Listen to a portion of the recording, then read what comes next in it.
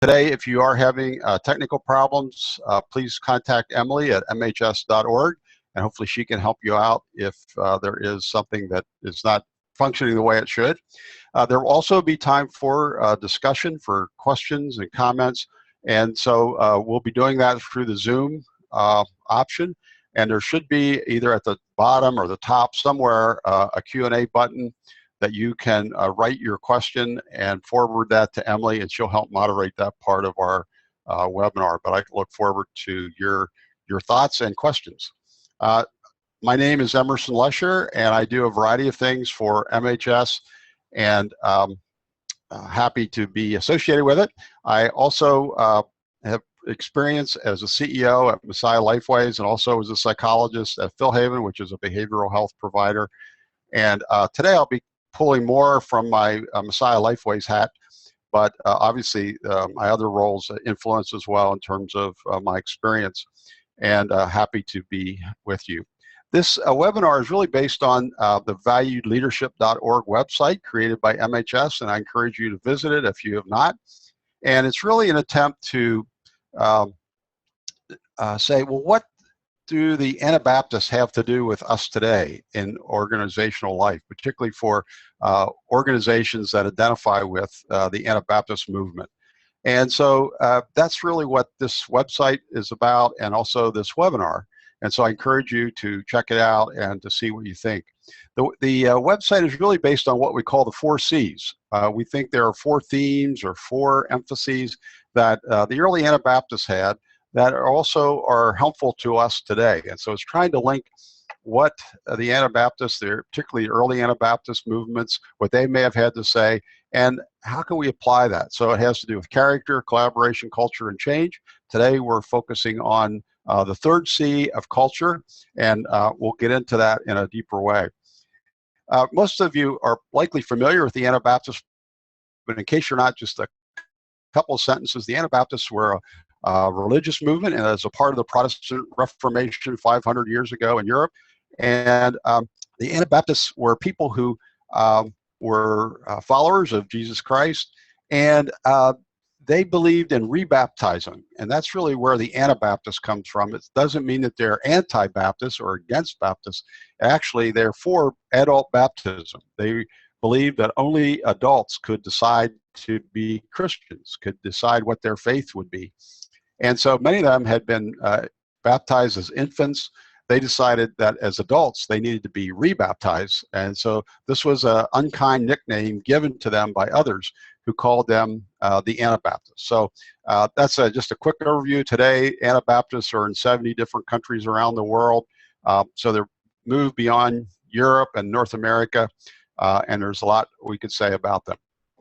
Today, as I noted, we're going to be talking about the culture, which is one of the 4 C's, because the Anabaptists took a very positive culture perspective. They believed in culture in a sense. They were very strong on community and creating a culture that today we would think of as thick or deep. And also, we included culture as a 4 C because it's important to organizations today.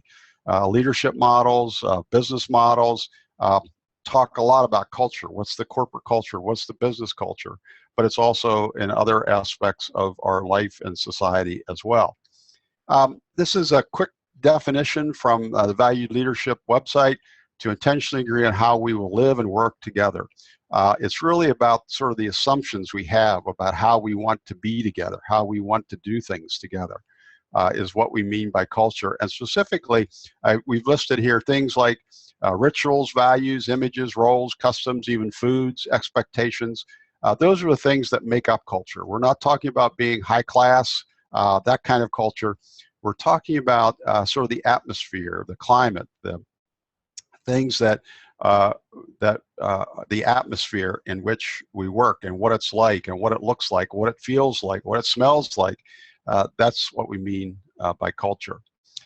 I want to just give a couple of sort of high-level thoughts or concepts here about culture and how the Anabaptists related to it and why it was important to them, because I think it also relates to us today maybe, or gives just some background as well. The Anabaptists were people who saw community as very, very central, and in some ways, community over creed. Now, they still believed in certain things. They would be considered Orthodox Christians in many ways, but they really saw the community as important as the creed. Some groups would say the creed defines the community.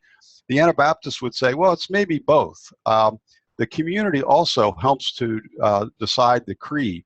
And so Anabaptists are also interested in how the lived community is and what that's like. And they would see themselves as followers of Jesus. That would be, if there's a creed, that would be their creed, but it may not be much more extensive than that, and the community will decide how we do that. The Anabaptists also emphasized people over place. They were not big on church buildings necessarily. They didn't believe that's where the church was or is. The church is people.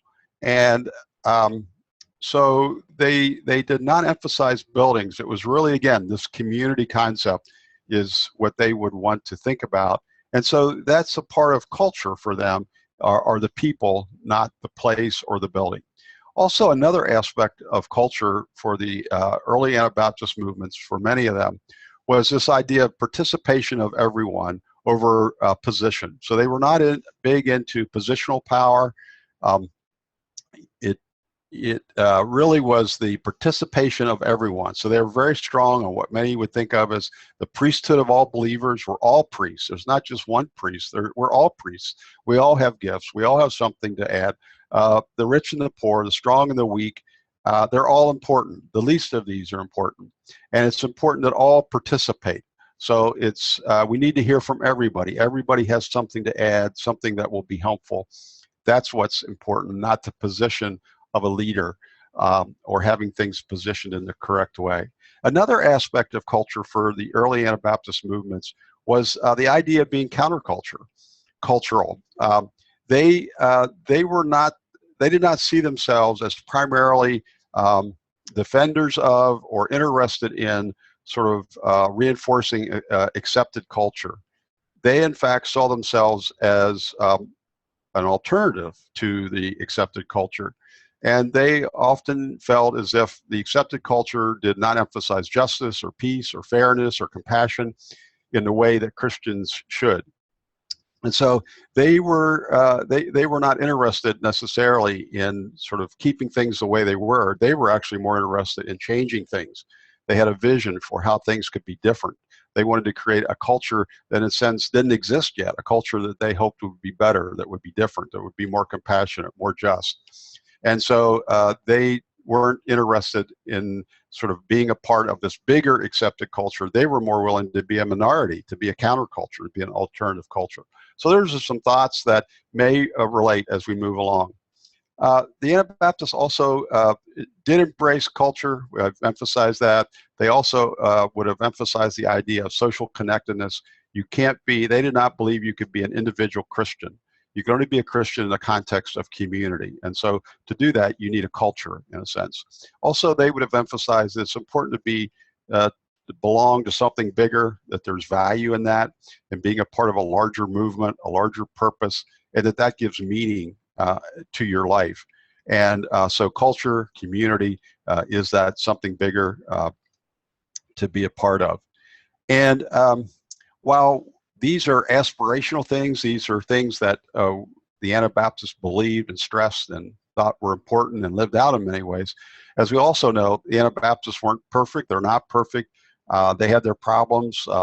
And that while culture can be positive, it also can be dysfunctional. And the Anabaptists have had their share of dysfunctional cultures, just like everyone else.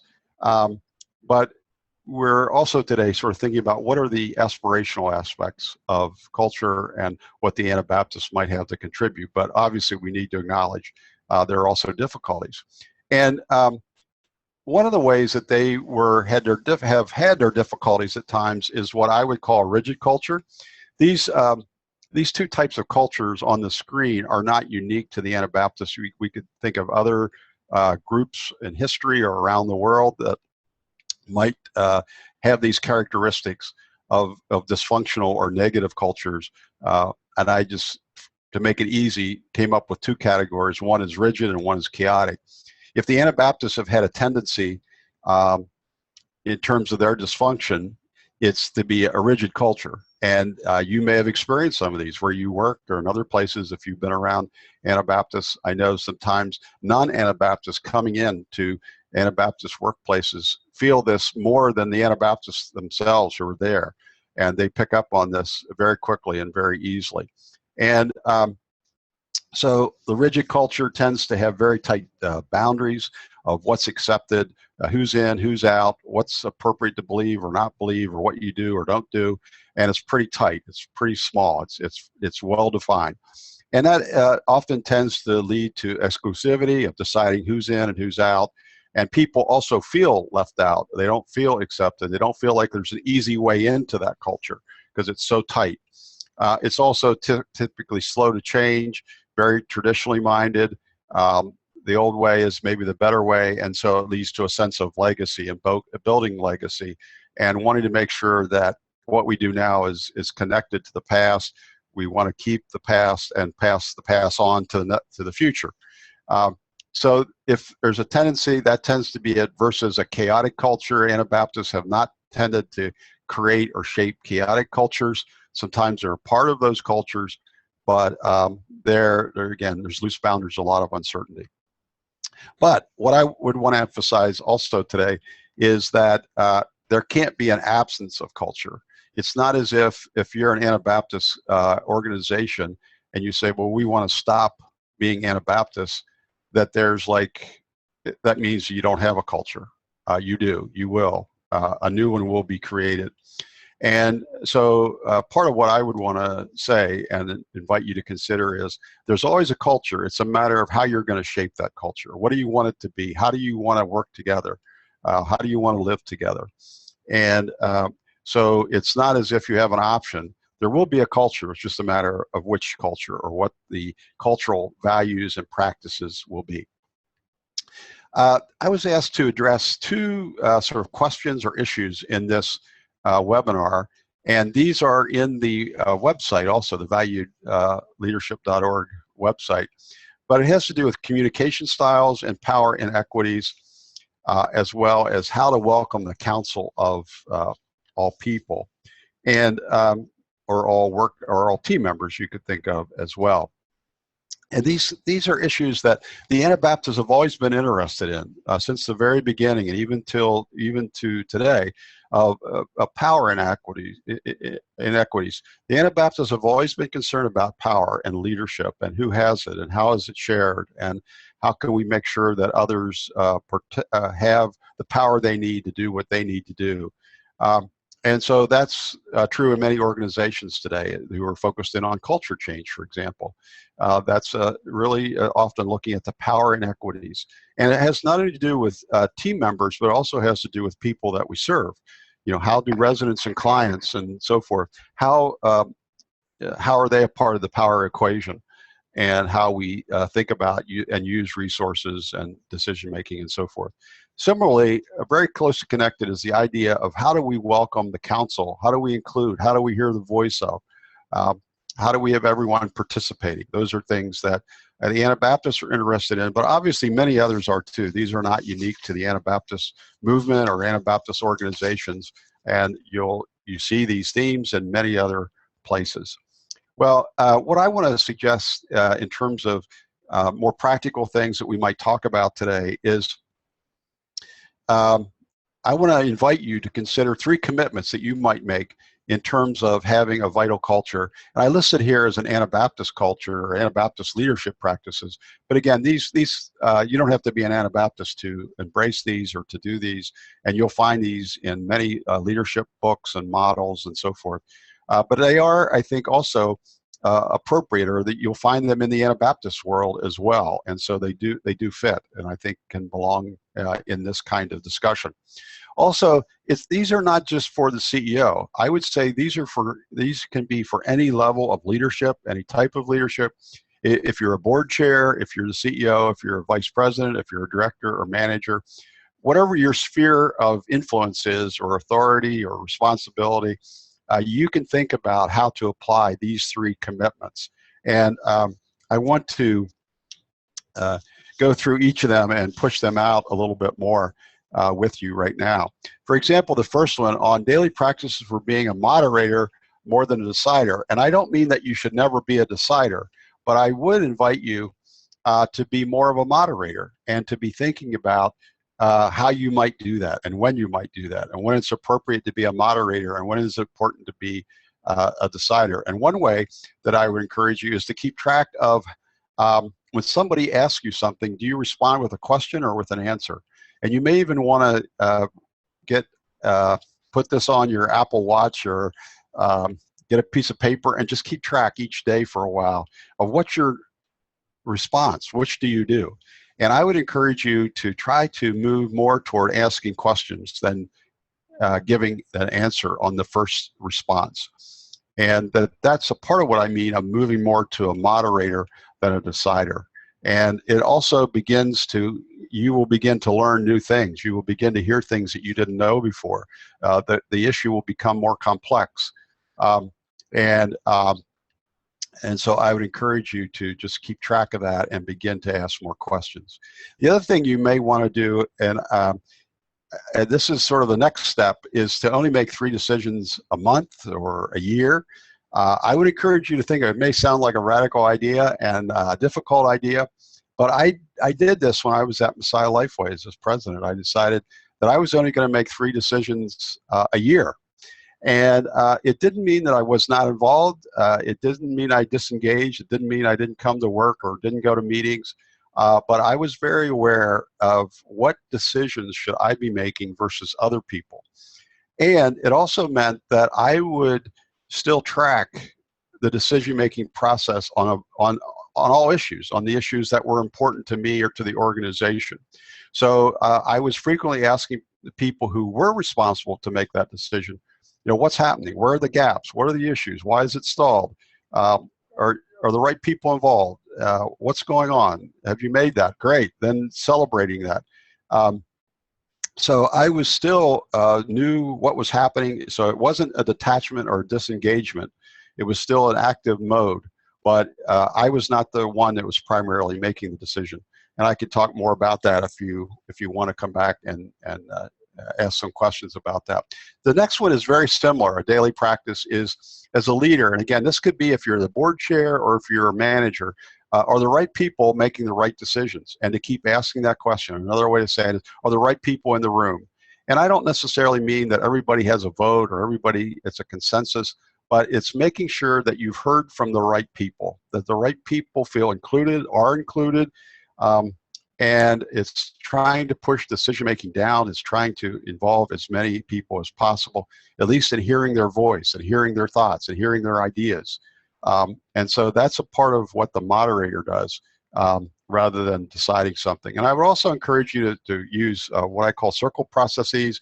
There's a lot of books. In fact, on the Valued Leadership website, there are a number of books that have these kinds of processes for asking questions, for how to organize that. And but I would encourage you to start meetings with this idea in mind. And for example, I used warm-up questions a lot in almost every meeting where we go around. And part of what it does, it's a leveling. It's saying everybody around the table has a voice. We need to hear from everybody. One person or 2 people aren't going to dominate. We need to hear from everybody. And some studies would say that if a person has spoken once in a meeting at the beginning, they will speak again at the end. And obviously that's one of our goals. I want to move on. Another practice that I would encourage you to commit yourself to is to use multi-directional communication. And another way to think about this is to pay attention to your loops and your customs. And by multi-directional, I mean communication that goes up and down, it goes sideways, but it also goes in and out in a sense. It's communication that's going out from the leader and also communication that's coming in to the leader. And so I would encourage you to evaluate, sit down with some people and talk about your loops in your orbit, in your sphere. Which of these are present in the list that you see here on the screen? Do we have those loops? Or maybe you have other loops, that's great. But do you have loops? Do you have ways that information, again, can go up, go down, go out, go in and out? Or is it just one way? Is everything a one way? Or is it just done in one format, in one mode? We know that people learn in different ways. And so you need to be communicating and have loops that address different types of learning, different ways of listening and expression.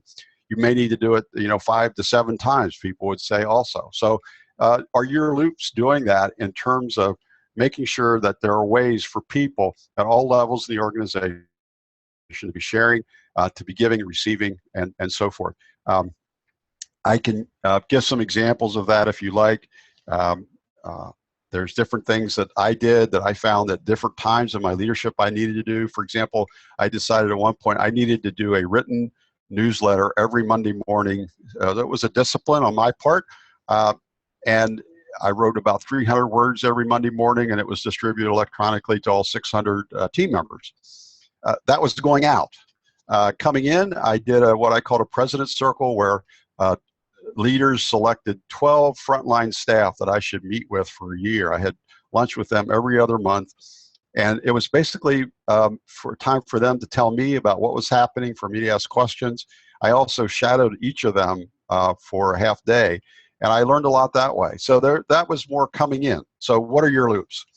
The other thing that I would encourage you to do is to think about your customs and to be an anthropologist in your organization, and to sit and think about these things and how they apply and how these customs might encourage or discourage communication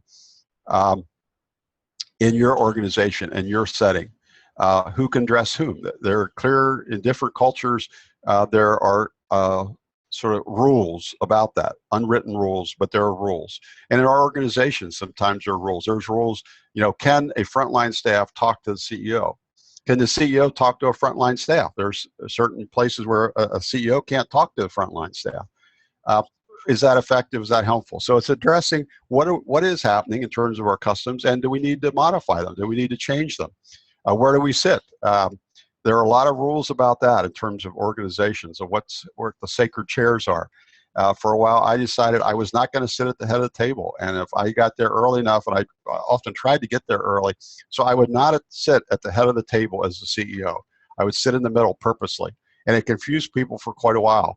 And it was interesting just to see people's reaction. So I would encourage you to do that. Also, hospitality spaces. There are some cultures that have places where if you go there, it's expected you're going to be hospitable to each other. You're going to sit and talk. You're going to have tea. You're going to have coffee. That's why you're there. Do we have that in our organizations where that's accepted, where it's invited, where we want that, and make that possible? So those are some things I would encourage you to think about as well. Well, I need to keep moving here. The next one, this daily practice that I would encourage you to commit yourself to, is what I call the chief culture executive. Again, this could be CEO, it can be a manager in your area, but to be actively planning. This is not something that will happen naturally. You will not have a strong, healthy culture unless you pay attention to it, unless you donate, unless you give the resources, the energy, the focus. And I would say in this day and age, if especially senior leaders are not focused in on culture, you will run into a lot of trouble, and it will not be the kind of place that you want it to be.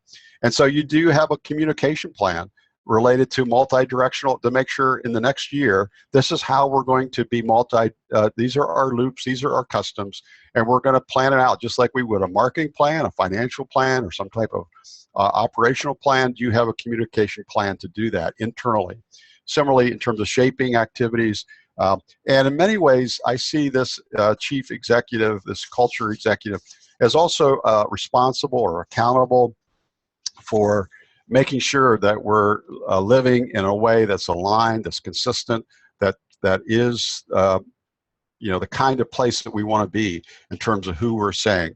And finally, if leaders sacrifice for their culture, people begin to believe that it's real, that this is not just sort of a nice thing, but it's something that really matters. So if you start sacrificing comfort as a leader, if you actually do something that's hard, that's difficult, over easy to protect or shape your culture, people will notice that.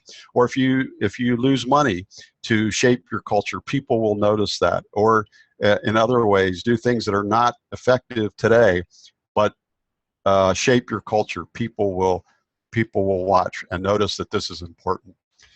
Just a final couple things, and then we're going to move to the questions, as I'm talking too much here.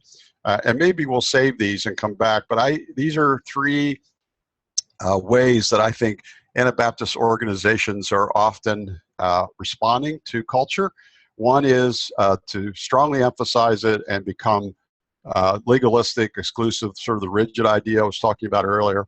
The second way is to pivot away from the Anabaptists and go into a more majority culture of values and practices. And the third that I also see, which is exciting to me personally, is organizations actively integrating, aligning, using a particular Anabaptist values to build a positive culture. So let's go to the questions. Emily, what do you have for us? Let me see here. I didn't have any questions just 2 seconds ago. Let me see if anyone's added anything. I do not have any questions, so if you have questions, please feel free to submit them in the Q&A section. I'm sure there must be some questions out there.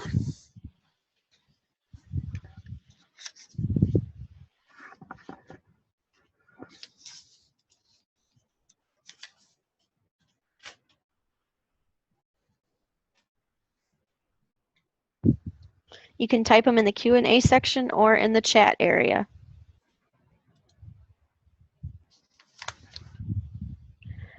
Okay, first question. How can we work at integrating people from a variety of places into one culture without losing out on the good from the old?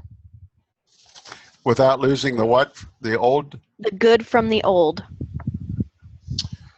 Right, and I'm not sure if they mean employees or values, but I think in that kind of transition, it's really important to do two things, maybe three. One is to affirm the past and to say what we're going to continue, what is not going to change, and that we're still going to do X, Y, and Z. That's always been important to us, and it will continue to be important to us. So that's important, I think, to clarify. The other thing then is to say what we are going to embrace. As we move into the future, as we see what we're faced with, we believe these A, B, and C is what we need to also embrace. So we're going to embrace some things from the past, not everything from the past, but some things from the past, and we're also going to move into the future and embrace these other new things. And we believe that we can do both.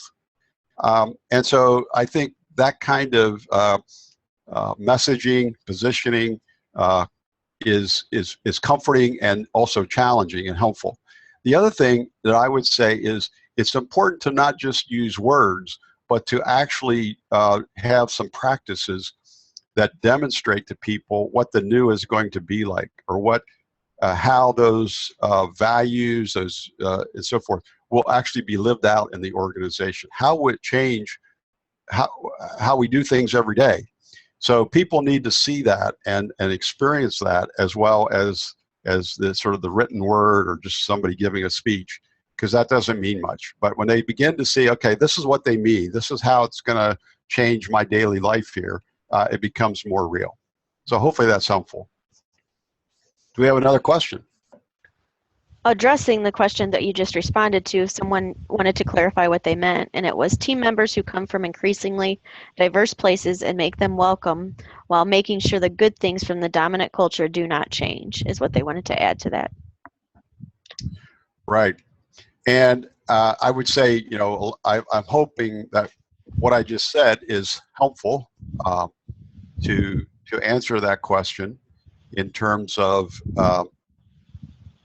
how you might approach things. I think it's still good, and particularly for people coming from diverse backgrounds, for us to be as clear as possible what are the most important things in this culture, both in terms of values but also practices, and to figure out, yes, how we can still be inviting and realize that people are going to change who we are, and to be open to that possibility. So one of the challenges, I think, for Anabaptist organizations, and I would say any organization going forward, is how do you establish a core but also remain flexible?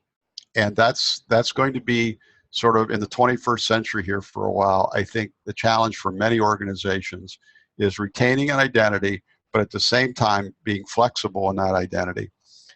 One of the analogies that we use here in the Anabaptist Provider Group is the idea of a tree, of being rooted and bending. That strong, healthy trees must have strong roots. We must water those roots. We must take care of those roots. But a strong, healthy tree must also bend as the winds come, as there's change. And so we're in a time of both learning to be rooted and also bend. And it's important for organizations to be thinking about both of those things. I think in organizations that are going through massive sort of culture change, significant culture change, it's important to decide that we are going to change, or aren't we? Are we saying we're going to be who we are, or are we open to a new way of being something different? And that's a tough decision, and organizations will handle that in different ways. Let's see if there's a final question or two, and I have some extra credit for you all today as well. We don't have any other questions at this time, so maybe move to extra credit. Okay, let's go to extra credit here, and this is, I would encourage you, and I know some of you, at least I believe some of you are in a group setting right now, maybe watching this. Some of you are in an individual setting. In either case, I would encourage you to think about how you might use this. Where does this go? And I put here some questions for you to consider with a group, a team meeting or retreat or whatever, just for you to think about and talk about. But what are several positive aspects of our current culture within your organization? I'm sure there are some, and it's always good to identify them. It's good to say, okay, these are like neat things that we're doing. We all need that kind of affirmation, celebration, recognition in our fields today, and human services and healthcare. It's easy to be discouraged, but there's positive things happening. So let's point them out. Let's celebrate them. The next is for you to think about as an organization, as a leadership team, how are we on the continuum of this Anabaptist, of integrating Anabaptist culture? Are we sort of on the rigid side? Are we on the pivoting side? Are we on the integrating mode? Like, where do we fit in? And it may even be all three of those in different ways, and that's good to identify too. But for you to think about that, because otherwise, I think if you're just in the rigid or the pivoting, you may end up at a place that you don't want to be. If that's your primary mode of operating and being in the world, it's maybe not as intentional as you want to be. So I would encourage you to think about that. And if you're integrating, to celebrate that and to figure out how can we keep aligning, how can we keep driving that deeper.